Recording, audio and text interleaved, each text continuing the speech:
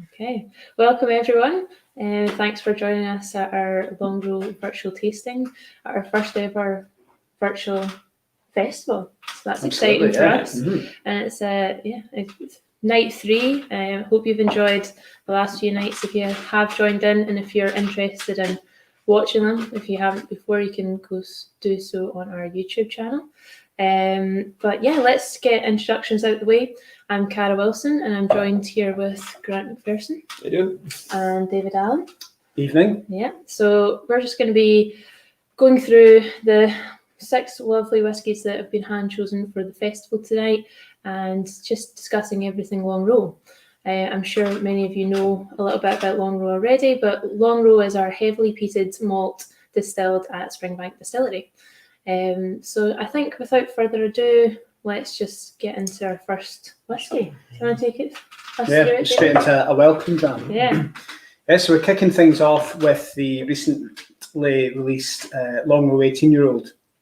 So I think this was released, Grant, you can correct me here, a few weeks ago. Did we say 6 weeks ago? 6 weeks ago, yeah, that's correct. So it's quite a new addition to the family.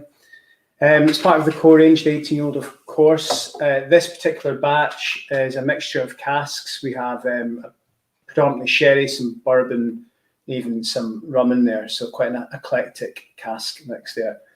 And it's our core range, so it's down at 46%. It's a lovely addition to the 18-year-old. Yeah, it's one of my go-to whiskies, Longrow 18, definitely.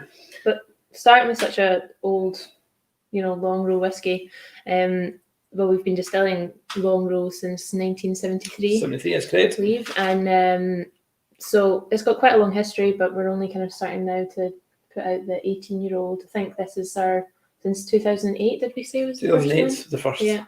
Yeah, that's correct. But what do you know a little bit more about why we decided to start distilling Longrow, Grant?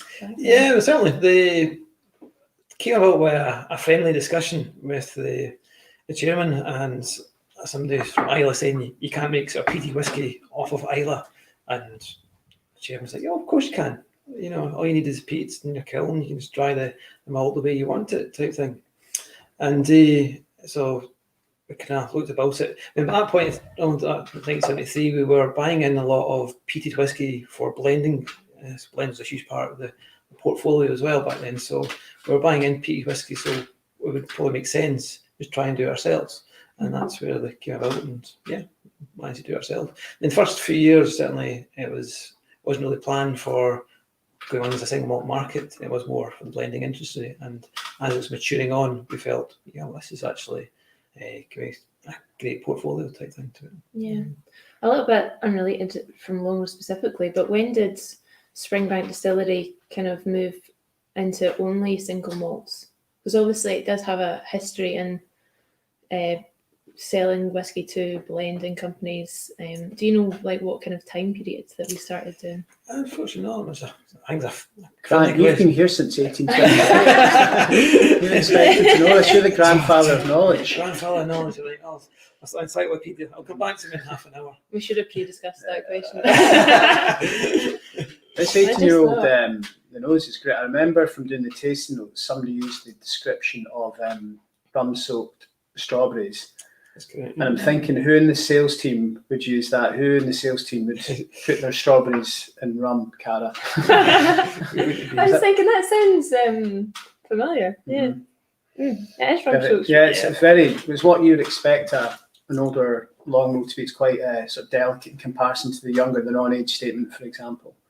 And I think all the Longrow 18s that I've kind of experienced, they have had a little bit more of a bourbon maturation as well. I know there has been full sherry ones, of course, but I do quite like that lighter style. Yeah. I think maybe Finlay will go into this on Friday if people want to bombard Finlay with all these questions. They'll love us for saying that. It's especially with our older age statements, we get quite a bit of batch variation because we're not able to stick to the same maturation recipe, and especially for something like Longrow, where traditionally the production has been relatively patchy, maybe no more than 10% of our annual production has been based on Longrow. And then keeping those casks on to age hasn't been a priority, I suppose. So we don't have a great pool of casks to stick to a single recipe. Thankfully, all the good spirit that's gone into good wood is, great, and we can use it. But it does mean that we have these sort of different batch variations. This one's rum, some have been predominantly sherry.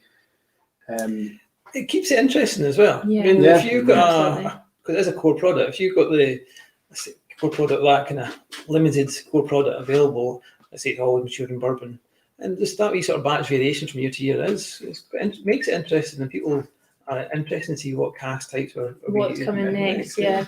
Although it might be more practical reasons for us as well, but it's Maybe definitely people can interesting. let us know in the comments, do you like the batch variations, that it's sort of inconsistent? Not batch that we're saying we're going to variations? change anything if you We don't have any, We're not listening to anything you, in but- control. Seeing lots of highs here. I also forgot to mention that if you have some questions for us tonight, just send them in whenever you feel like, when you've thought of it, and we'll try and answer it throughout the Remember tasting the tonight. stoppers as well. Oh yeah. We don't have the small bottles, but if you've got one of the tasting packs, you managed to get hold of that, then you just need to pop off the dropper with a knife or Disclaimer, spoon. don't use a knife. No, don't use your teeth. We don't want any dentist bills sent through. So yeah, pop that off and then pour it in instead of trying to drop it in. Yeah. Drop by bottom. But yeah. So Longrow's been here for over 40 years now. But what was the kind of thought behind the Longrow name? Why didn't we just do like a Springbank heavily peated, or what was it, the idea behind that? Dave, you can tell us about. Yeah, essentially the name Longrow comes from a lost Campbelltown distillery, which was situated basically next door to Springbank. If any of you have been to visit us, you'll sort of go into the big main car park, and you've got the distillery on your right hand side, the malt barns, and then the bottom hall over to the left. That car park actually formed part of the Longrow distillery. Back then, there was lots of buildings around it, and I think it was accessed through alleyways and stuff like that, through closes. It was probably one of these illicit distilleries that became legal at some point, I'd imagine. And yeah, so it was quite close by to Springbank. In fact, our bottling hall, I believe, is in what would have been one of the old warehouses for Longrow as well. Which is interesting, because I always thought it was like the distillery itself, and I thought it's really like quite short. It's quite dumpy. It's the size of like a Dunwich warehouse. Yeah, it is, yeah. And I was always quite perplexed by that. Yeah. But obviously it was the warehouse, which we found out. And the guy that ran Longrow was a guy called John Ross. We were talking about him earlier, who Got his name perfect there. Yeah, mucked up his name earlier. But he, at the time, was one of Scotland's oldest distillers, 85 years old. Grant, click the glass there. Is that what Nathan's getting at? So yeah, and he gave a lot of money to the church. The church on the other side of the bottom hall is the Lorne Lowland Church. And it's that sort of very well-known landmark in Campbelltown, the sort of church tower. And if any of you or most of you have seen our Kilkerran branding, the logo is the Lorne Lowland Church Tower. And Mr. Ross, no relation of Finlay Ross. Well, we could spin that story. We could, yeah. Maybe that's something the marketing team can look at. Yeah, he gave them most of the money to build that church, actually. Yeah, that's really interesting. So, what was it? £1,000 you said at the time? Yeah, I'm sure. I was trying to find this out earlier, but I'm sure I've read somewhere that the total sum for building that church was £1,050, and he gave them £1,000. Wow. So, Good man. which back in the Would have been a lot. 1870s, 80s, whenever it was built, would have been a lot of money. Yeah. It shows you that people of Campbelltown are very generous. But the Longrow distillery, it was heavily peated. It produced a heavily peated malt, didn't it, originally?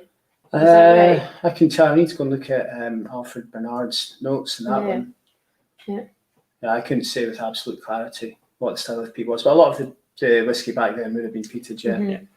But it would have been more of the local peat source Yes, back then, been, which is quite found to be, quite sandy right now in the Campbelltown area.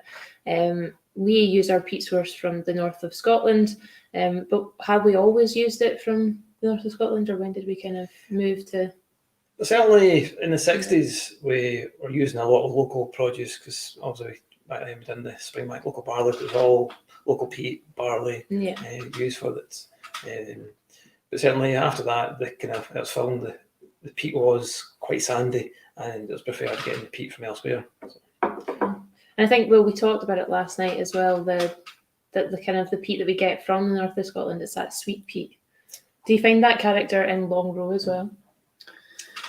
Yeah, I think the peat that we use is a very delicate peat. It's different to maybe the peat that's sourced in Islay, where you get maybe the sort of more medicinal notes. I think the peat that we use gives us sort of campfire embers, and I'm just sort of looking at this Longrow 18, and we say it's our heavily peated whisky, but the peat influence is very, very delicate, and so typically for Longrow, it's got that characteristic for me. You sort of take a sip, and then the peat sort of comes back up and washes over the palate afterwards. It's not very pronounced. If you were to describe this to someone new to whisky as a heavily peated whisky, they might be a bit standoffish about it. But for me, it's a good gateway into more peated whiskies. Yeah. I used to always describe Longrow as a kind of stepping stone to the heavier, even though the ppm level is high, but it's more as a stepping stone into getting used to the heavily peat. There's more. Yeah, I think it works really well, because I think it's important that your peat is part of the whisky, that's balanced and rounded. It's not an overbearing characteristic, and Longrow does that perfectly, where it's integrated with other flavours and it's balanced, and it just adds a layer of complexity without being sort of one thing or the other. Yeah, definitely. I think someone said, I had a tasting about 2 hours ago as well, and someone said it's quite a vegetable kind of style peat. And I kind of get that, and it's definitely different. I think that's what makes it so unique. Yeah, and that kind of oily kind of texture to it as well. And you've got the regional status there, which is the coastal notes and the peat smoke, gentle peat smoke in the background, the burnt embers. Yeah, But of course, the kind of heavier oily style of Longrow comes from the distillation as well. And we've been talking about this recently, that Longrow is double distilled, but we use a worm tub condenser kind of still. So that kind of, you'll know a little bit more about this, but what kind of character does that bring into Longrow in difference to I suppose in comparison to Springbank, which is 2.5 times distilled, Longrow is double distilled in the sort of normal, sort of traditional Scottish way. So it's only 2 times distillation, but you're right, the worm tubs are said to give a heavier style of spirit. There's less copper contact, and that's kind of what I think Mr. Wright would have been aiming for, to introduce a more heavier, complex, bigger whisky into the portfolio for the blends. So yeah, the worm tub is great. I think you said in your tasting earlier, people were asking, is there worms? Yes, if it's real worms in the worm tub. And it's in reference to the coil, isn't it? That's right. A wormy nature. Well, you get a great variation with the portfolio produced at Springbank, with Hazeburn being unpeated, triple distilled, Springbank lightly peated, about 2.5 times distilled, and then obviously Longrow being heavily peated and double distilled twice. So it's not just about changing the peat influence, so that distillation process changed as well. I think it's quite nice as well that we do it, it's maybe sometimes confusing for people that aren't familiar with the brand, but we've got the 3 different names for the 3 kind of different style of products. Because many distilleries will just be even with Kilkerran, we'll say Kilkerran heavily peated, or Kilkerran triple distilled, and it's quite nice that they've got the differentiation. Yeah, it's not just unpeated Springbank or heavily peated Springbank. There's a few variations. Yeah, that's where we sort of thought and came up with different names for the products. And I think it works really well, because you're seeing with Longrow now that there's such a wide portfolio. You can see quite a few of us behind. Grant looked in his secret stash and found some old wood expressions. Longrow 14-year-old as well. That I think he hides away for his retirement fund. So it's all going onto these auction websites. Grant's a culprit. Yeah. I don't know about you guys, but I've already picked up whiskey number 2, the Longrow 21-year-old. So maybe I'm drinking a bit faster. That was me last night, but me and Grant are on night 2. And I'm a bit more easier tonight. Yeah, and I'm on tasting 2 of the day. So so our second dram tonight is the Longrow 21-year-old, which is going to be released in November at some That's good. point. Don't give it away just We won't yet. give away all the trade secrets. Mid-November. Yeah, so that's exciting. And last year it was really exciting as well because it was the first time we released our Longrow 21 as, you know, a core staple to the core product range. I believe there's been other Longrow 21 euros released in the past, Yeah. but this was more of a kind of statement that we've got it planned in the stocks that it's going to be coming out every year. You know, maybe just in small quantities for now. Of course, we don't have lots and lots of stock, but so that was exciting, and I think it was a big star of the show last year. Yeah. For long. I'm pretty sure that everybody who's watching is just relieved you didn't say it's coming out on Friday. Your bag balance. Yeah, We've got a few products coming out on Friday, so Yeah. I thought we'd give you a few weeks. that's just fantastic. You've got to remember, this is a cask sample you're trying tonight, so it will be reduced to 46% come bottling. So I think it's 48.2 if I remember the notes. As the Yeah. card reads it. If I'd been a bit more organised, we could have got it reduced to 46%, but this is perhaps more special. There's only a few people in this tasting with the tasting packs joining that can try it at this strength. And I think as well, This is how I planned it out. Yeah, it's all planned. You know, it's a great thing talking about the marrying strength as well and what we do. I was discussed it last night. Very few distilleries, if not, I think probably the only one that I know of certainly, there's a marrying process of mixing the cask together 6 months to a year prior to bottling, and just gives the cask a chance to sort of settle together. Get to know it's each certainly other. Part, and then, you know, a big part of our process is the longer marrying period that we do. This is an older Longrow, so I'd expect it to be more sort of delicate than the 18-year-old, but naturally I think it's because it's predominantly sherry. I actually find it quite big and bold at the same time. It's great. I think Longrow really does work with these alternative cask maturations, you know, with the Red series. We use a lot of kind of sauternes and the sherry. It just really works well with that kind of style. Mm-hmm. And the spirit, just being that heavier spirit, it holds up, I feel like, as well. Mm-hmm. Yeah. So, do you want to delve into the malting process a little bit and how we get this heavily peated? Because obviously we do everything on site and we have to dry the barley ourselves. And with Longrow being the heavily peated, it's a little bit more of a laborious process. But David's had hands in it before, haven't you? You've been in there. Yeah, absolutely. I think For one day. have you not? I think you did the whisky school when you were like 17 or something. Yeah. Did you not? So Get them started young. that's it. I did that, but we didn't do any of the drying process because I don't know if they wanted to put 17-year-olds in the hazmat suit. You go back there. Yeah. Yeah. Well, essentially, the main difference between the process from Longrow and Springbank. Springbank is our lightly peated single malts. We use 6 hours of peat smoke to dry the barley before going over to hot air to finish off the drying process. But Longrow, the full drying process, up to really sort of 48 hours, is all done using the peat smoke. So you get a much higher ppm, the phenol count, much later. Mm-hmm. So I think Springbank is generally sort of between 10, 12 parts per million, and Longrow we're anything between 40 up to 50 ppm. 45 to 50 is what we. Mm-hmm. Yeah, which again, you don't instantly get it, like what we were saying before. It's not this big. Yeah, and it's worth pointing out that that's what we measure the barley after it comes out of the kiln. By the time that's gone through the production process, the fermentation, the distillation, spent a long time in cask, those phenols break down into different things, and you don't get the same sort of peaty effect from that. It's part of the fabric of the whiskey, it's part of the DNA, but it's not, doesn't feel like a 50 ppm whiskey at all. Yeah. Someone's just asked us, David Ogenden. I don't know if I'm saying that right. Apologies if I've just butchered your name. Have you ever or would you ever consider playing with peat levels?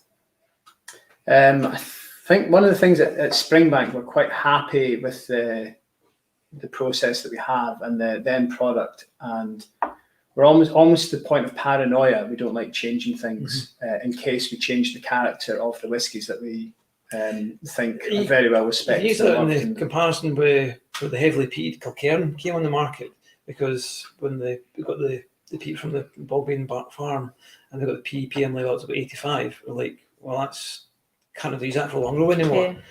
So that's why we used it at our sister distillery up at Glengyle. So yeah, Springbank's got its marketplace, as is Longrow. So if we start changing that to make it more heavily peated, are we losing that fan base it's already got for Longrow, or are we creating something different? It's one of those things that it's, not just a decision you can make today and then know about it next week or tomorrow. You have to wait so long to see the fruits of what that comes to. So I do think I think it's a bit more of a risk. Every distillery manager, every production team that we have has almost a responsibility to ensure that they follow the processes they learned it from the people before them, to ensure that the whiskey for the next generation is in the same style and characteristic as everybody's known before. So it's we don't want somebody to come in and tear up the rule book and do X, Y, and Z. I think that's what's nice as well, that that's how the distillmen and the malters and everyone really learns their craft. It's not, through books and that. It's getting your hands-on experience and learning from the people that know how to do it. We do that as well for ourselves when we're out and about talking about the product. We physically go and work at the distillery. It's not a case of a book and then go and learn it and reading a script, shall we say. Grant's still talking about that one morning in 2017 when we had to go and do the malt force. The amount of time so it's on the CV. Get on Facebook. We've also been asked, Ben Copps, is the unreduced sample married whiskey or just from a single cask? I think it's from the married sample. Yeah, it would be married, because we bottled it quite recently, or we're about to bottle it. Yeah. So it's normally married like 6 months up into a year, really, before. Yeah. It can be as long as that, especially with the whole COVID thing and being closed. If things were married before then they would just get a little bit extra time in there. So normally at the marrying point, we would reduce the whiskey down to sort of around 50% ABV for anything 6 months up, maybe up to a year, and then before bringing it down to 4 to 6%. Yeah. What do you guys think? This year's or last year's? This one. You've got to say that. I've got to say, no, but there was a list. Last year was the first of the Longrow 21s that we reintroduced to the portfolio. This is the second one. But yeah, I think this one. You can never ask someone like, what's your favourite whiskey in the lineup? It's like asking us like, who's your favourite child? We've all got one, but you're not allowed to say it. So.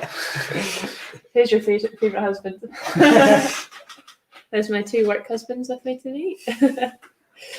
I thought you said I was your mistress earlier. Well, yeah. Also, David, everyone's saying that they're in favour of batch variation. Which I mean, the Longrow 21-year-old's a batch variation. Make your case to Ranald and Finlay on Friday. Yeah. Anything that we can't cover. My phone's about to start buzzing in the group chat. All these. It's just David's P45. Dagger emojis. No, this is a good one. It's not a bad start to a tasting, starting off with an 18, then a 21-year-old. Very much try Thursday night. Try and follow that, yeah. Well, next to whiskies, are kind of moving on to the Longrow Red series. We've got a few bottles up the back there, and I'm sure many of you out there with the samples have got a wide collection. You got any bottles collected of Longrow Red? I do. Longrow Red is something I personally try and collect. Because I think the red wine influence and the sort of Longrow peatiness and the complexity goes really, really well together. And because I've had a hand in sourcing some of the casks, I've kind of got a bit of a story to it, and I quite like to try and. But it's you'll appreciate, working for Springbank doesn't mean you get to automatically get a bottle. When we put our products on sale in the shop, we have to give them to the public first, because if we allowed our own staff to try and buy them first, there'd be nothing left for the public. So and it'd all be on auction sites. I've spent many a time doing tasting tours, traveling all over sort of Europe or wherever, and you've got Longrow Reds and your favourite whiskies in the tastings, and then you get back to the office. You think, right, I'm going to get a bottle of that myself. You phone down to the shop, no, there's none left. It's been sold out for weeks, obviously. You phone the Edinburgh Cadenhead shop, no, nothing there. And then you start have to look online, and just you're like everyone else trying to source a bottle. Yeah, no, I mean, even with the festival bottles, we've not had any No, any coming our way. So No, yeah, I know. we're the hard. It sounds like we're trying to do like a please donate £3. just giving people. Because if everybody watching puts 1 CL into a sample bottle and gives it back to us, And we can all share. No, we're not that hard done by. We're just trying to. we had the fun of tasting everything and putting it all together. Yeah, that's a good thing. Working in the sales team for Springbank is we're got an influence on what goes onto the market, and you just say trying all these different cask variations for tasting panels tonight and stuff like that. Yeah, well, even with, I mean, it was David that kind of put together these samples and was running about like a headless chicken for a week trying to get everything together. Well, we were trying to get this all organised. It's longer than a week. Yeah, it seemed like a week. It was quick. Yeah. But I mean, you put it together really quickly. Before Finlay chips in on the comments, he was involved, so as was Ranald. So yeah, not taking all the it's not credit. a one-man show. No, but nothing is in Springbank. It's very much we do things almost on a sort of committee basis where we're looking at sort of product development. We'll taste cask samples. Never one person responsible for that. We try and have a group of us doing that. That's everybody's got their own style as well. Because yes, I like the Longrow 18 is one of my favourite whiskies, but then yours might be the Springbank sort of 12-year cask strength type beer. So everybody's got their own sort of flavour portfolio they kind of like to go to. So I think it's not really for me type thing.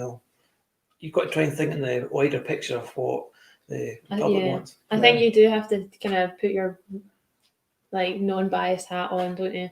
And just think, maybe it's not the one that I would particularly choose, but there will be someone out there that will love it. Yeah. God, I think I'm ready for number 3. What have we got? This is the one that's the official open day. One. Talking about this one is actually an interesting. You can tell about how we came up with this, or kind of came up with it. Yeah, so you're trying this is the Longrow Open Day or virtual Open Day bottling. Around about 1,200 bottles approximately. Is it? Yeah, sounds about right. Yeah, 53.7% alcohol, and it's a mixture of fresh Pinot Noir cask and refill Malbec cask married together. So obviously everybody knows the Longrow Red series, and obviously trying to think what do you want to do for the virtual bottling this year, and mix it up a wee bit. Why not put 2 cask types together? And when we all sort of, on most of the Finlay and David and Ranald, the casks worked really well. I think, wow, this is something we can probably work with as well. So. Yeah. I think doing an open day bottle like this is a good opportunity to try things out. We've never tried to do 2 different red wine casks in the same sort of vatting before, so this is the sort of first time that's been done. The Longrow Red series has specifically been the sort of singular different cask types, the red wine cask types. So this is this is an unofficial Longrow Red, I guess, but it's the first time we've done it this way. I think everybody's feedback, but I think it works really well. Yeah. Mm-hmm.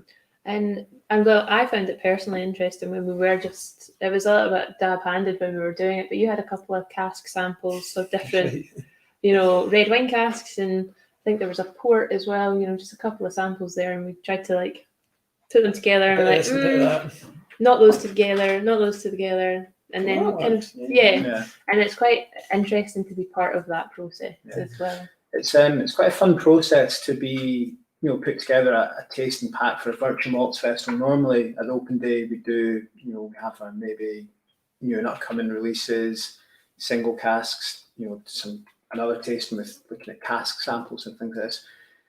For the virtual malts festival we had to really try and put together a tasting packet with a good eclectic mix of different casks which were interesting, covered all areas and things like that, and were of a volume. So more than 60 people could try it or whatever like that. So that was a fun process, and it was good to sort of delve into the casks and into the warehouses and sort of find all these different things. But that's how we've come up with this, and I'm a big fan of it. Mm-hmm. Do you think we'll ever do a blended red wine cask series for the Longrow Red? Is this something for the future? Is this like a sneak preview that you're not told us about yet. Right, Save it for Finlay and Ronald I on know. Friday. Well, let's see what the comments say first, really. Are the public enjoying it? You know, with Springbank, nothing's off the table at all, and maybe that is something to look at for the future. Because we've got all these great different wine casks. Maybe that's the next step, is to marry some of them together. Tom and Don are saying we're loving this one, but I don't know which one that's in reference to. That was 2 minutes ago. I think this one. Must be this one. Must Yeah. be this one, yeah, sure. Tom and Don are happy, Unless there's- then, you know. Instead of what number Hello, 4. Tom and Don. Yeah, I think everyone's pretty happy here. Agrees. I mean, it's lovely, very fruity, a lot of kind of dark fruits, blackcurrant. Again, the peat influence is very, very gentle. For me, it's almost just like a slight sootiness in the finish. I think the previous ones, I got that kind of campfire ember, but this is more of a sort of sooty note somehow, a chimney soot. And, you know, it still has that dryness that some red wine casks can have. Definitely. But it's not, for me, that fruitiness is really coming through a lot more than the dryness. It's kind of, it's not just that. So maybe it's the blend of these different. Right, yeah, I think so This too, is, yeah. this is the future. And you're definitely getting the red wine influences there, the peat smokes there as well, type thing. So it works really well. Because a lot of debate years ago, you know, will the cask type and the peat influence fight each other, or will they work? And it does really work. And that's one of the reasons why we do the Longrow Red series, because it has proved that the peat influence from the Longrow and the red wine fruits and that do work really well together. Yeah. What was it? How the story of how Longrow Red started? Was that something to do with a winery called Longrow?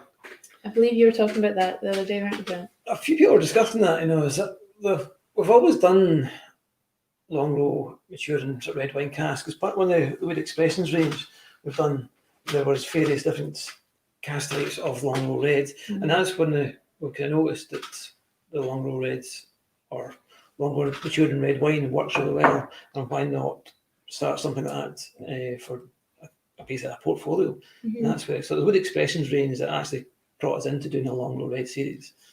That must be the official story. The story I heard. Yeah, I think it must have been you that said then. The story I heard started off, as all good stories do, with a phone call from a lawyer. Yeah, so a trademark lawyer, nonetheless. No, those fun lawyers. No.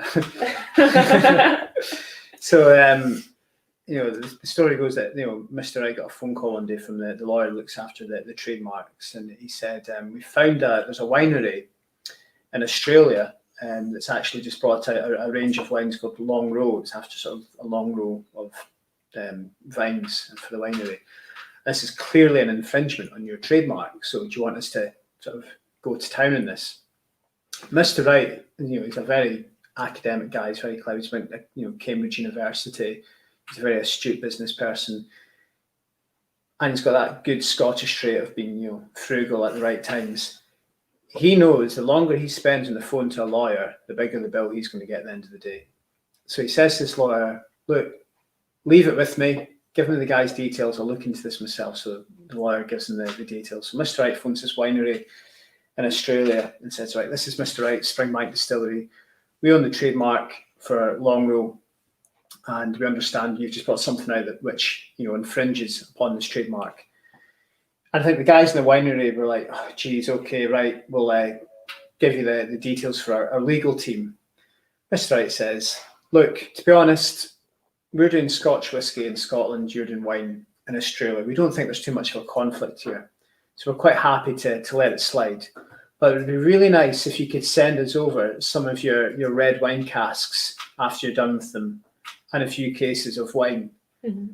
Which they duly did. And then so many months later, these red wine casks arrived in Campbelltown, and it was decided that Longrow went into them, and the results were, you know, kind of what we're tasting now. You know, we started off as a Australian Shiraz, Cabernet Sauvignon, and then, yeah, it was a port, then I think New Zealand Pinot Noir, we've done South African Malbec, Cab Franc, Chilean Cabernet Sauvignon, and yeah, we're always looking for red wine casks.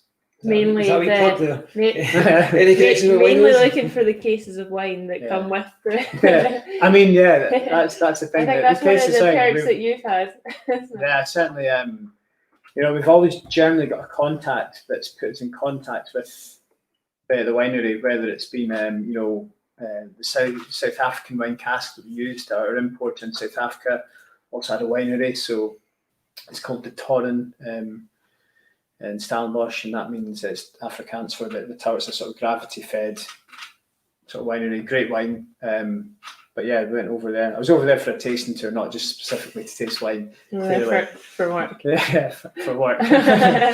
And yeah, we got to look in the wine cellar and look at stuff there and see what worked well with Longrow.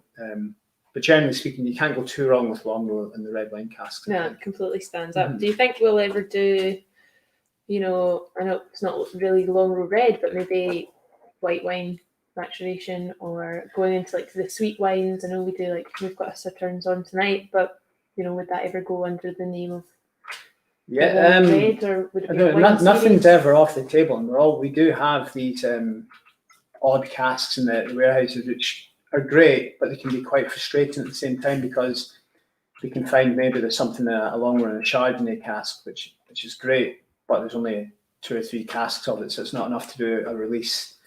That's just So we end up cask for the UK. Cask for UK, yeah. So either that, or we'll give it to it'll be a Cadenhead's warehouse cask or something like that. But yeah, I think that's part of the exciting thing is you don't know until you've tried it. Yeah. Ryan Coleman has asked, how long were they in red wine casks? Good I question. think 3 years. You have the details. So I made some notes earlier because I knew this question would come up. So the Refill Malbec has spent that went Refill Malbec into 2017, so it's 3 years, and the Pinot Noir is basically 13 years old and spent nearly 3 years in the fresh Pinot Noir. So before that, these would generally been into bourbon, and then sort of 3 years in the Pinot Noir and the Malbec.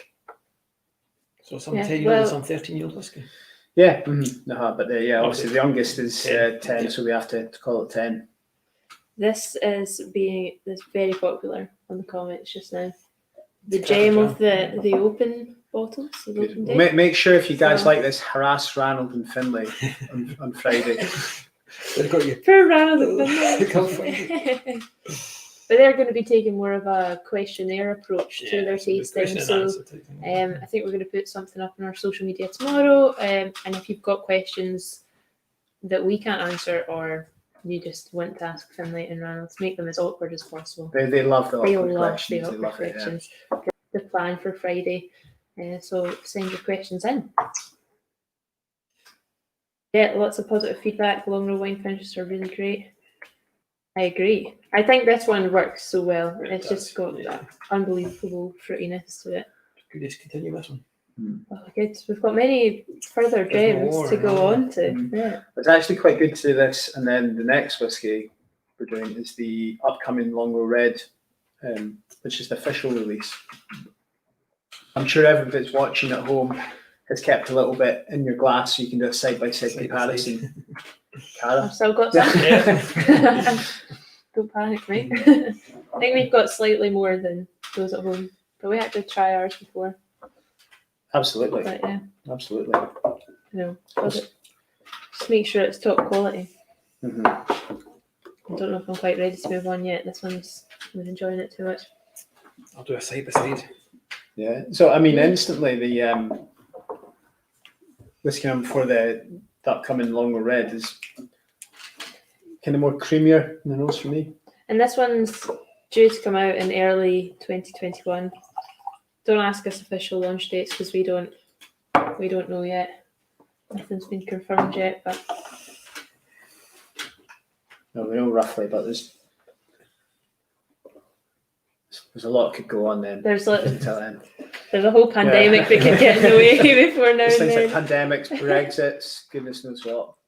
Yeah. Whiskey's maturing very nicely. So it's interesting that this is a younger whiskey. 10 years old, Refill Malbec. Do you know anything about this winery that it came from?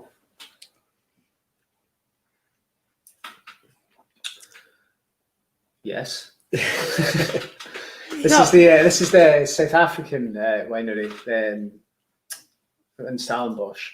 Okay, Victoria. is this one? Yeah.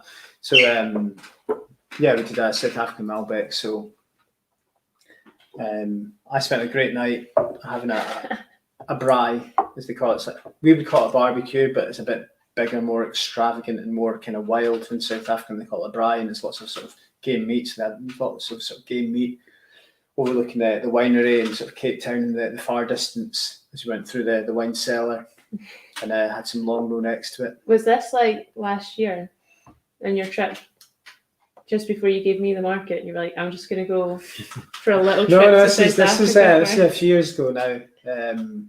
I think we did the original Malbec. I'm sure everybody will correct me if I'm wrong. In 2017, the Longrow Red Malbec. How about up here? No, I've got a Cab Franc. Yeah.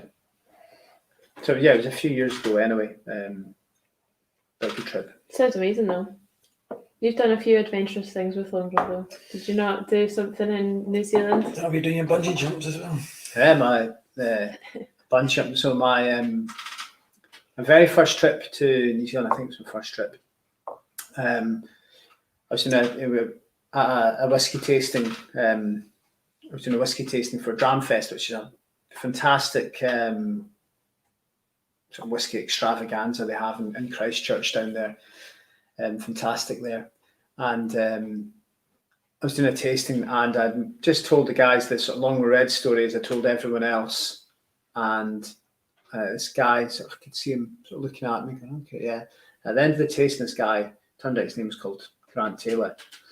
He came up to me and said, I really love the story with Springbank, the whole ethos that you guys have, and the Longrow Red, especially, these Australian red wine releases that you have. They're great, but you know what? I think our New Zealand wine is better than the Australians. I was like, yeah, okay. And Send 3 cases to this address, and I'll give you my feedback. Well, basically, what he said was he introduced himself as Grant Taylor, owner of Valley Vineyards, and he said, "Yeah, my Pinot Noir, New Zealand Pinot Noir, has recently won world's best Pinot Noir, and I'd love to do some sort of collaboration with Springbank and Longrow Red." And it hit me. This guy has just had 6 cask strength whiskies, and he's been at a whiskey show all day. So I shook his hand immediately. I took full advantage, obviously. And yeah. So, Grant's a great guy. We're really good friends with him. And he, duly obliged. We sent a container to him. He filled it full of his Pinot Noir casks over to Campbelltown. And we've got a pretty good relationship with him. So the next time I was in New Zealand, obviously I met up with Grant. And he said, "Oh, great to see you, Dave. Pick me up from the airport, and he's pick up anything you really want to do when you're in New Zealand while you're visiting." And I thought, well, you just say what it says to do in the guidebooks: bungee jumping, skydiving. So I sort of said a throwaway answer. That'd be pretty good to do a bungee jump. It's like, yeah, no problem. I know AJ Hackett, the guy that invented it. I'm like, yeah. But turned out he did actually know AJ Hackett. And so the next morning, I found myself really hungover at the top of, I think it's the tallest bungee jump in the Southern Hemisphere, the Nevis bungee, 134 meters, doing a little tasting with the Longrow Red, shaking away. That was just the alcohol shakes, and then he had a drink and he was fine. And then did this bungee jump. And the one thing, because I knew we were filming this, because we were going to use it as promotion on Facebook or whatever. So one thing you cannot do, David, is swear. The only thing that left my mouth began with an F. Fabulous. Yeah, something like that. Yeah. We've been asked, is this the same Malbec as the open day bottle? Yeah. Same winery and things like that. Yeah. So have we just kind of got a big store of those casks then? Yeah, we've got a decent supply base that almost a container's full. Oh, yeah. Full of them, yeah. Nice. Yeah. Looking forward to it. I like both. Yeah, it's kinda hard to work. I think which one would you want? Both at cast strength as well. Both. There's no harsh spirity notes no. whatsoever. Yeah, I It's did an smooth. interesting tasting, a Zoom tasting with some guys in Australia who had all the Longrow Red series, the complete series. So it actually turned out that they sent whiskey to me in Campbelltown with all the Longrow Reds, so I can take part. You've got a Just Given page up there.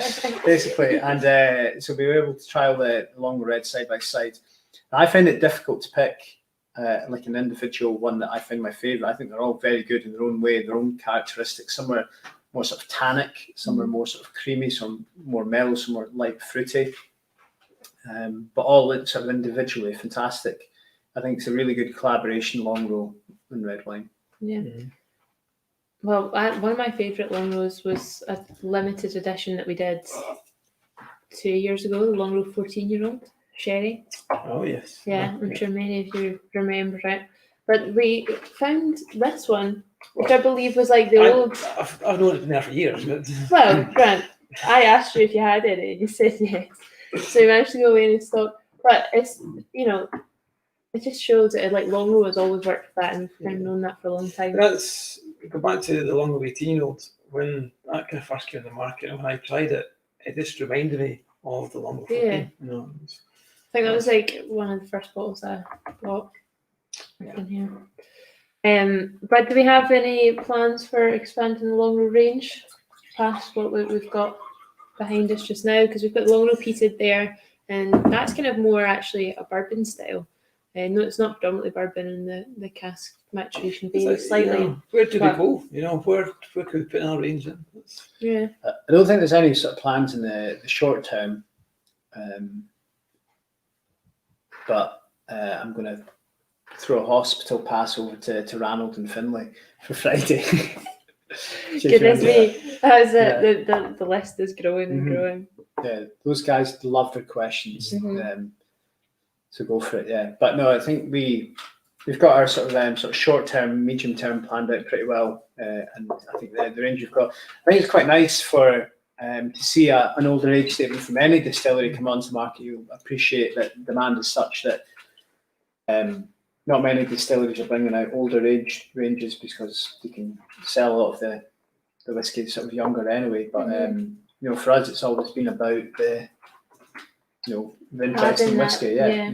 So I quite like the fact that we have brought out something with an age statement stamp on it, 21 years old. I think that's an interesting topic as well. Is that Longrow peated? Do we have it behind us somewhere? Yes, we have. Like the standard release is one of the only whiskies that we sell that doesn't have an age statement on that. So there was like a little bit of a discussion between not having an age statement on it.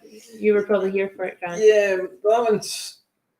I'm sure many of you will remember the Longrow CV we done many years ago, and when we were kind of restructuring the Longrow range, it was like the Longrow CV was a big part of the sales figures and stuff like that, and people did love it, and the price against quality was fantastic. And the big debate in the sales team, we want to keep this one, but it means we wanted to drop the name CV to just bring out no age statements, and yeah, we agreed to it. It says we're proud of it and of being a no age statement. Yes, it contains various different ages, changes occasionally, but certainly it fits the portfolio. And you'll be very happy with the hashtag that's going around. All right, okay. Hashtag UK single cask. Yes. I think that I was getting worried there for a second. No. This is good news for you. Well, let's move on to something that might be possible for a UK. Don't even put those out. So whiskey number 5, we've got Longrow 17-year-old sherry. And I've not tried this since the day that we tried about 20 whiskies in one day. I know it's good, but I can't remember all of its wonders yet. Yeah, it certainly does what it says in the tin. It's definitely sherried anyway. It's a big sherry bomb. We're also being asked, this might be a question for Friday, but for Finlay and Ranald, but has Longrow production been affected by COVID? Well, all our production has been affected by COVID, I guess. we shut down at the end of March for a good sort of 5 months or so. Was that August, the start of August, the production started again? There was some- yeah, pretty much, yeah. So And end of March kind of stopped. So. But in recent years, we've been sort of producing sort of more whiskey than we have, because traditionally when we made our whiskey, we had the same team doing the malting for sort of a couple of months, and then go on to the distillation, and then probably a couple of years ago now we had a full-time malt team, so we're able to sort of increase production. So in the grand scheme of things, this is just a blip in the radar. Really. Yeah, it won't cause issues years in advance. We can just kind of level out the stocks. Yeah. Oh, definitely. And like it's actually covered, it's only 10% of our production does go towards Longrow. So 80% goes to Springbank, 10% for Hazelburn. So there's only a small amount done every year for the Longrow range, but it's that's what do we want to do with the Longrow range, Springbank. And okay, we'd love to increase them all, but where do we go with the range? So Yeah. That's certainly a big bomb, isn't it? It is, yeah, a lot of. But again, the Longrow and the sherry cask work really well together. You've got that rich, bold sweetness to it, and then with the Longrow characteristics coming in the background as well. That nice sort of peat, dry embers. So it's very Christmassy, this kind of thing. So You've kind of got your spicy, spicy Christmas cake, kind nuts, of really rich, nutty. raisins, yeah. Definitely. I think it's interesting that we, I think we've spoken about this before as a sales team, even production team. We quite like our products, Springbank Longrow in bourbon casks, because it sort of lets the sort of spirit sort of shine through. But I'm just looking at this lineup now and realising there's nothing that's completely bourbon here. Sherry. So maybe we'll do that for the next festival. Let's have a 100% bourbon maturation. Well, that kind of comes down to showing, we like bourbon maturation, I think, as a team, just because it does show the spirit beer. And that's what we were talking about last night as well. Just that it does show the spirit for what it is. Have you guys tried all like the Springbank, Longrow, Hazelburn spirits separately? I've definitely tried them at different periods, but never all together. Sort of side by side, side by side before it goes into the cask. Probably have. Yeah. Over the years. Yeah. I think the sort of underlying tone of what I can remember from the spirit is it's got quite a fruity component to it. So through all three. That's probably down to our long fermentation time, up to over 100+ hours. And, generally speaking, the sort of shorter the fermentation period, you can get these sort of cereal nutter notes. The longer, these fruity notes. We have quite a long fermentation time, so that's a key characteristic, I think, in Hazelburn, Springbank, Longrow. That's the only resemblance between the three products. It's the same fermentation process for the three products we produce at Springbank. Yeah, exactly. No, I've always been surprised by the spirit that just comes out of the stills and how drinkable it is. Just at that stage, you think, I'm not particularly a fan of like vodka and things like that, but that's essentially So you're just a fan of 74% ABV spirit, and you make spirit. You can take the girl off gear. You've got to do what you've got to do. Heat, a bit of warmth to it coming off the stills. It does. It's so drinkable, and that fruity note to it. It works so well. Well, I think we could make just as much money selling it just straight off the still. So just throw away the business plan. Cara's got an idea. For selling. This is going to work. We're going to do it. Well, Cadney has done the triple S before, so. That last night, I was told when I worked in the tours, I don't know if it was true or whatever, but it was a story that basically this really old whiskey had gone under strength, and I think it was like a Springbank whiskey, and it had gone under strength. Me and Grant are going like this. Yeah, what's she about to say? This story? No, it had gone under strength, so we just sold it like it wasn't sold as whiskey; it was sold as like spirit or whatever. Yeah, maybe as long as we. But it was just like, maybe 50-year-old whiskey, and it was sold for like 30-40 pounds. 100% a question for Ranald. Yeah, that is a personal question. I'll need to tune in and like. Yeah. Recently we've done that was the card and head bottom. It was under strength. Yeah. Yes. Ruth is asking how long it's spent in sherry casks. This is full maturation. Full maturation. Yeah. Yeah, 10 years. Mhm. Or 17 years, sorry. 17. 17. Yeah, 17. Mhm. Yeah, is there like a process, this is maybe another Friday question, but is there a process that, you know, we check the casks if they have been in sherry casks? Because, you know, it can be quite a balance to maybe not overdo the sherry maturation and not, you know, overpower the spirit. So is there any kind of way that we monitor that? Yeah, Finlay has got a good sort of grip Mm. of that and sort of going through the cask and trying to sort of monitoring the casks. And because, you know, it's not unheard of for us to find casks in the warehouse that have leaked completely, there's nothing left in them. Mhm. So we're trying to obviously avoid that. We're even going to find casks for whatever reason, the wood's been really inert and not had much of an impact. And it's all about then sort of getting a grip of that and re-racking it. So yeah, I think Finlay is on top of that. He's on a re-racking mission. He's on a re-racking mission, and if he has to sample anything, that's just Friday's dram So it's session. Friday afternoon sorted. Yeah. Yeah. Mhm. Quite right. Yeah. Quite right, You know, as we sort of spoke about before, we don't have huge volumes of casks. So if a cask is leaked or a cask is ineffective, it can cause problems with what we're doing. So we need to be on top of our sort of cask management. Yeah, because nearly now every cask is earmarked for something in the range. There's a few casks set aside for maybe the open days and things like that, but nearly every cask we produce now is like, that's got to be the 14-year-old or 15-year-old or 18-year-old type thing. So. Yeah. Yeah, Finlay's got a fantastic range of spreadsheets that earmarks all the casks. And then Don't say that, we'll be getting hacked. But then the sales team come in and say, yeah, actually we're planning a virtual tasting festival, so can we have these casks? Please.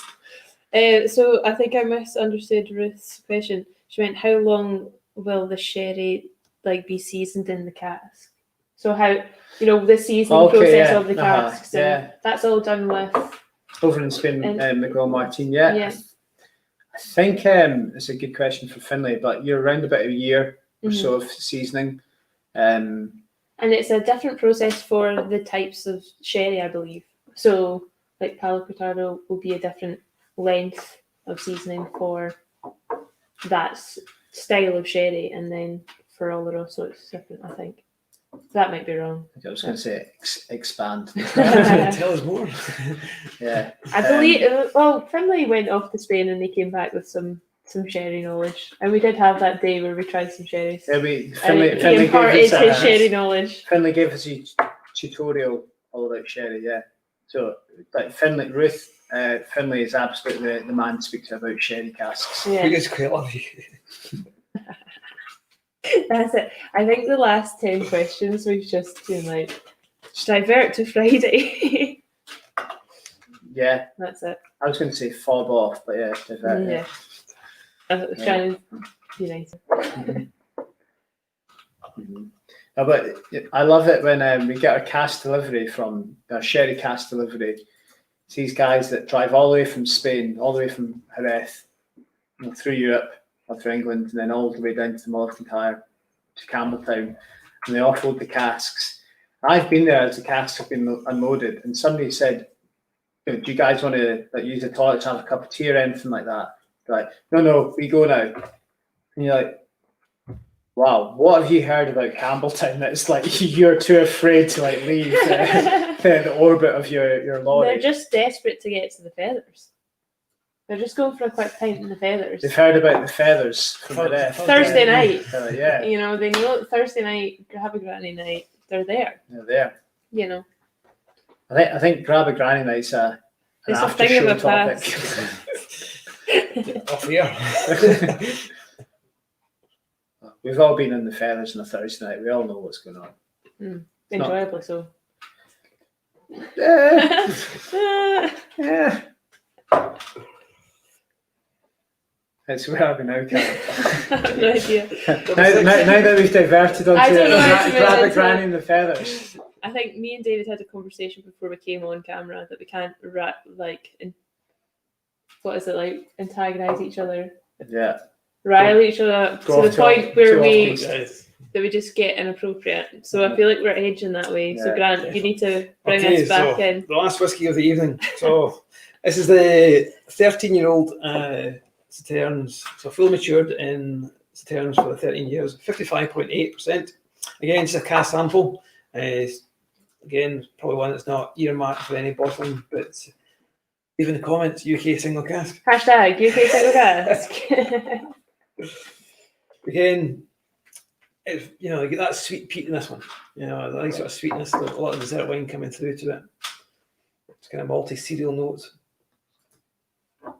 The first thing I thought about when we tried this Sauternes was like, you know, is Sauternes like, could it be classified as a red wine? Could you put this in as like a, I know, because we've done port before, which is not necessarily a wine. I think like there's 3 different types of grapes I use. The only one I can remember off the top of my head is Sauvignon Blanc, which is not obviously red wine. But the longer you leave it, I think, to mature, it sort of goes a sort of coppery colour. So I mean, it's imparted a fantastic colour onto that, and its taste as well. It's one of these strange things that's probably born out of accident. I think the grapes that are used have they're in a region of France. It's this I can't remember the Latin name, but the English name would be the sort of noble rot. It causes the grape to do something and sort of go into, you know, the sort of Sauternes characteristic. And the longer you leave it, the sort of darker coppery it gets. Hopefully it works. It works really well. well. And this will 100% be one of those frustrating whiskies where we have only one cask or half a cask. It's not frustrating to Grant. It is if it's half a cask. Well, that's true. What has been your all-time favourite Longrow dram, like that you can remember? Probably, you know, the few years that you've been here. all 21. So only 21? Only 21. I thought it was 97 you started. Time. I thought it was 1977. I thought it was 1799. Thanks. I know Longrow wise, the first edition Longrow 18-year-old, I do remember that one very well. I think it was about 2,300 bottles of it worldwide. Wow. Yeah. People complain nowadays at the lack of sort of stock throughout the world. Yeah, the first edition Longrow 18-year-old People, was you mean us? 2,000. The lack of stock is available in Campbelltown for the staff to buy. I was lucky enough once to try the 73, the last cask or something I called it, but it was a cracking dram. And years ago there was privileged enough to try the Longrow 25-year-old that came in a blue wooden box. So it's been a Longrow 25 before. So that was a cracking dram. You've tried some good ones. David, what's your favourite? I think. Firstly, before you say yours, what's everyone else's favourite? Maybe it's one. It's a difficult one to answer, but many, you know, I generally go back to my staple, my everyday house dram, like a Springbank 10 or a Kilkerran 12.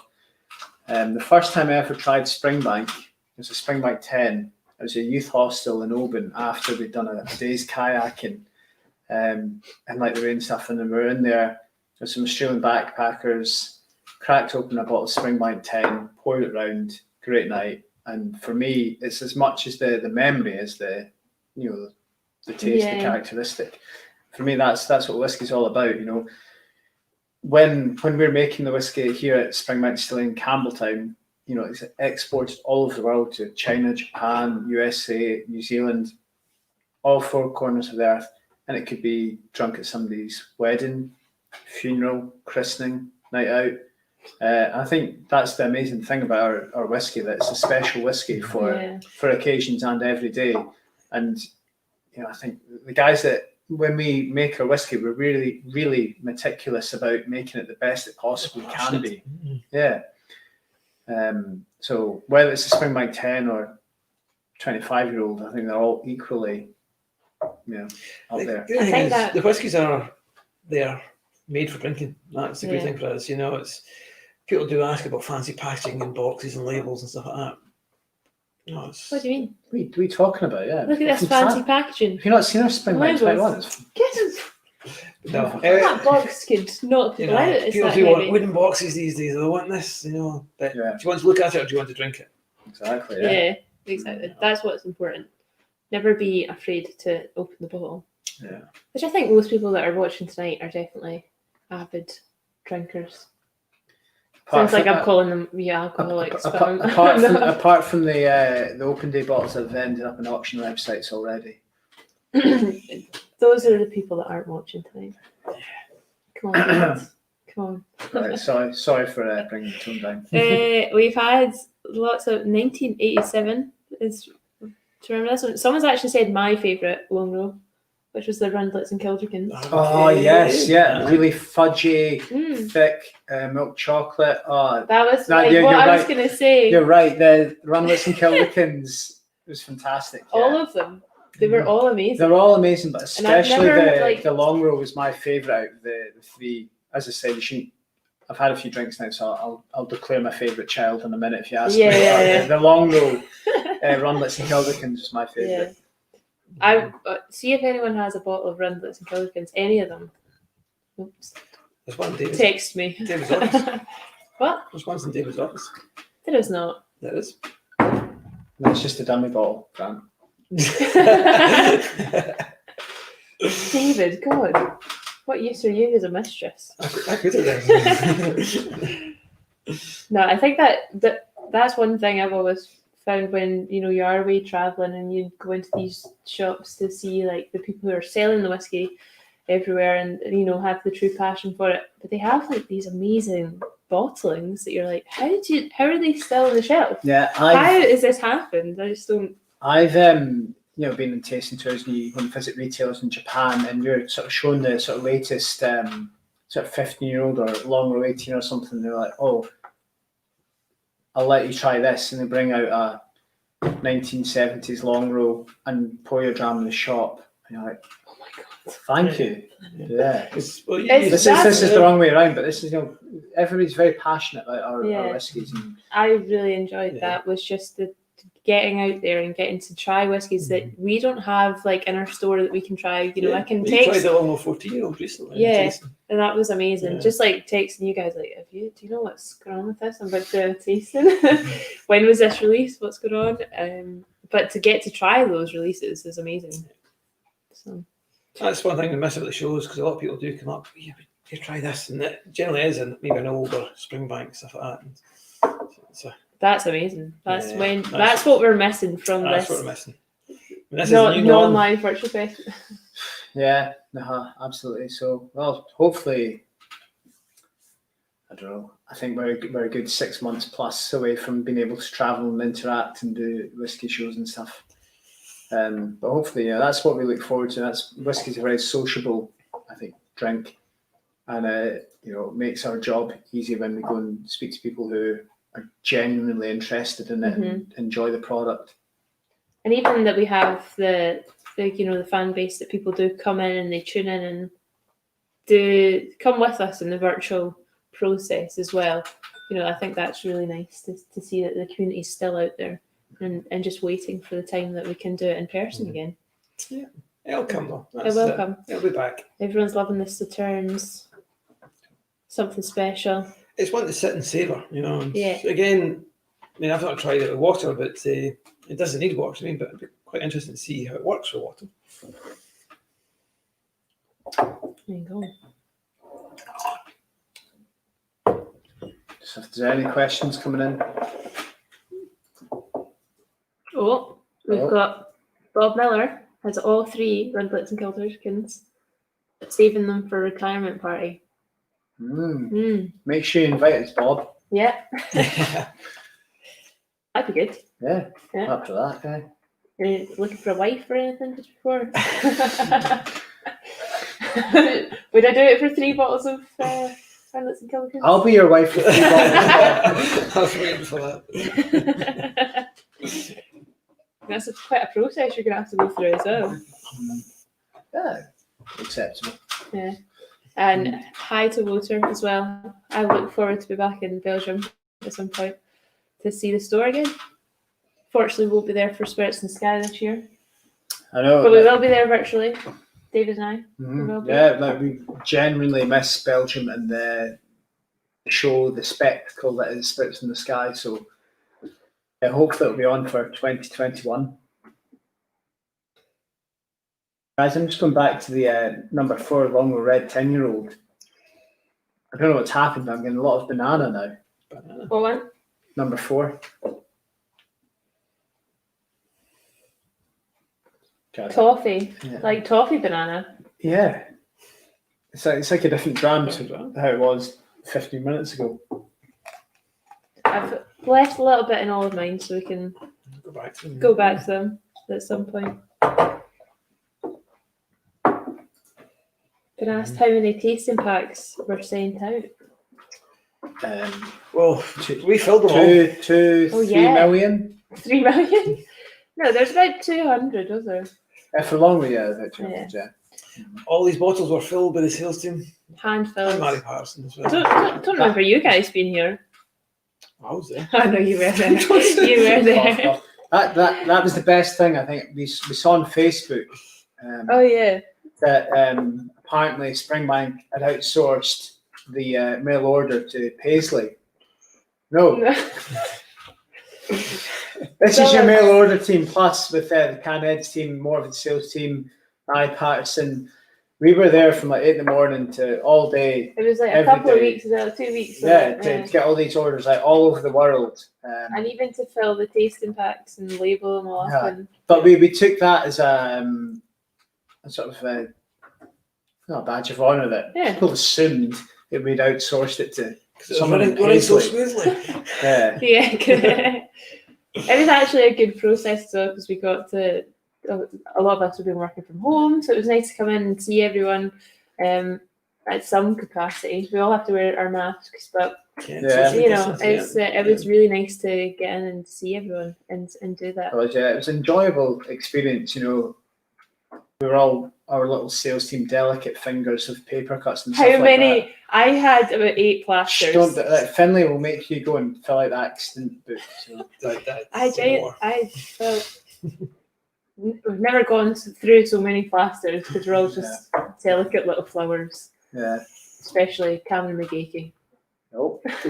Speaking of which, hope you guys are all tuning in tomorrow's tasting. Yeah. Night tomorrow. Big night for Canheads. Only night for cat days. Yeah. How are they going to follow this? Probably quite well. No. Okay. Will there be any chance of more Rundlets or Kilkins in the future? Question for Friday. To be honest, no. I'll be honest. The maturation losses, the smaller cask, I think, of the maturation losses, they're huge. Yeah, huge losses. Up to 7% losses in these casks. Yeah, we lost a lot of whiskey from the cask to the maturation losses. So I get the cask, normal cask, sort of taken down to Rundlets and Killican size, and then add into that the maturation losses. It's not great from a sales point of view or a financial point of view, but the whiskey was fantastic. So you'll never say never. I think we should just throw caution to the wind and do it. Just do it. Yeah. Do you want for Nike? Yeah. Just do it. Why not? Okay. Let's see. I'm reading it first in case it's like really bad. In case it's like sexist or racist. Yeah, just in case. So the malt desk, Klaus, said, I noticed a significant change in the Red 2021 after nosing, tasting 17-year-old. What do you think? Yeah, I think was that what I pretty much said is that when I went back to it, there was a lot of sort of big banana. Yeah. Notes. Yeah. It was really strange because I definitely did not get that before. I think something like you need at least one whiskey before you can get good taste in the whiskey. Definitely to have a sort of a pale ale and a whiskey or something to sort of cleanse the palate helps. Someone asked me today in my tasting, actually, they were asking about cask strength whiskies and whether that kind of numbs the palate because it's such a high strength, and then you can't properly taste the whiskey because it's such a high strength. What's your thoughts on that? Certainly, I mean, I can remember those trying whiskey over the years. Certainly, the first whiskey of the day is one I always go back to, and as I say, to try and get your palate acclimatized to the stronger alcohol type thing. So it does make a difference, and it goes to show when we tried the rum for last night beforehand, I thought, would that fit as number one?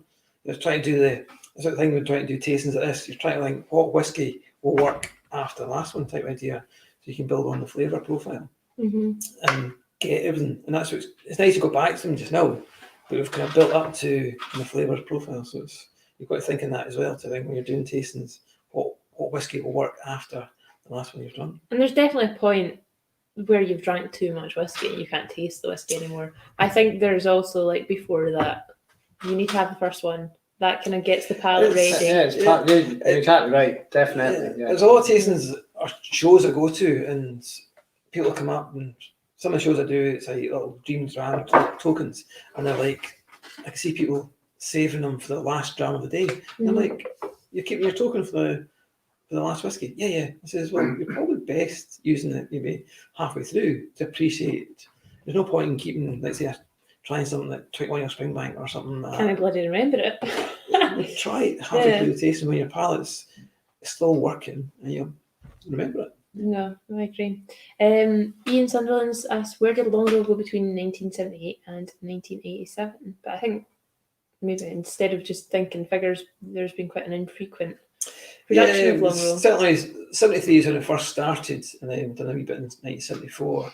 Because for the first couple of years we've done it, it wasn't really thought of doing it on the portfolio range type thing. So it was sort of a bit sort of scarce, shall we say, and there was a bit of time that it wasn't produced, and it was more sort of, and this is 92. Yeah. So we've seen quite a steady growth from then. Yeah. There you go. Do we have any final questions? Lots of positive feedback tonight, which has been really nice. I think most of the questions that have been asked tonight have maybe been referred to Friday night. 100%. But I think that's okay, and I think on Friday night you'll definitely get like an all exclusive chance to ask whatever. I saw Ranald and Finlay earlier, and they were just like, bring it on. That's what I saw.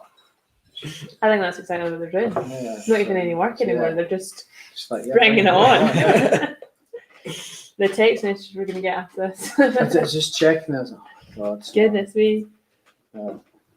12 notifications. But yeah, I think save all your questions for then, and we've had a good evening tonight. Lovely evening, yeah. Drums as always.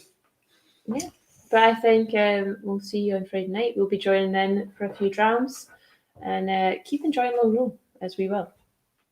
Cheers, everyone. Slainte. Yes, as well. Glass clinking. Well.